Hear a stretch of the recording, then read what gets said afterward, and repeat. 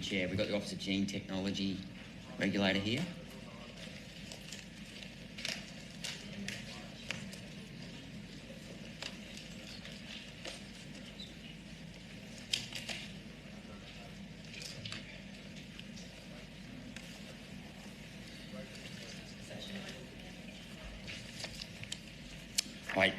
I have a Pfizer document here from their own website.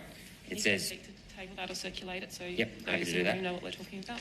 Gene therapies are a delicate and intentional process encapsulating the desired gene. Manufacturing gene therapies is challenging and it requires certain steps, including transfection. That is on Pfizer's own website. I'm happy to table that. Actually, I'll just read one other thing, sorry. And then I have also from the website of the American Society of Gene and Cell Therapy, because the vaccine, it's referring to the COVID mRNA vaccine, introduces new genetic material into cells for a short period of time to induce antibodies. It is a gene therapy as defined by the American Society of Gene and Cell Therapy. And then the TGA's own Pfizer non-clinical report, page 19, says the proposed commercial scale manufacturing process includes use of linearised plasmid DNA template for mRNA production. So we've now got Pfizer themselves who admit that the mRNA vaccines are gene therapy.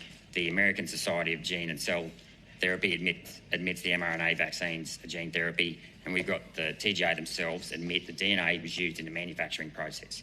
Why wasn't the actual mRNA vaccine tested for genotoxicity, and why didn't the Office of Genetic OTG Therapeutics look at it in terms of a gene technology? Dr. Rajbula, Gene Technology Regulator. Thank you for your question, Senator. I think the first part about the genotoxicity, that question has been asked before because the Therapeutic Goods Administration was the approving authority for the vaccine products. That is a question for TGA on genotoxicity. In relation to your question around manufacturing, I think it's useful to put a bit of context around that, in that the committee is aware the mRNA COVID-19 vaccines were fully formulated and imported into Australia, which meant that there was actually no manufacture of the mRNA or the vaccine product itself here in Australia. If indeed the mRNA was being manufactured here, and it's correct that gene technology was used in the modification of the mRNA, then under the Gene Technology Act, an approval would have been required for that manufacturing step. Oh, well, that contradicts what you've said previously. You've said previously No. Gene therapy and gene technology wasn't used. Now you're saying because it was produced in another country that you're not responsible for checking the gene therapy. So the Gene Technology Act doesn't reach into manufacturing in other countries. But it still involves transfection here. It transfects cells of Australian citizens. No, I disagree with that. Well, that's what Pfizer say.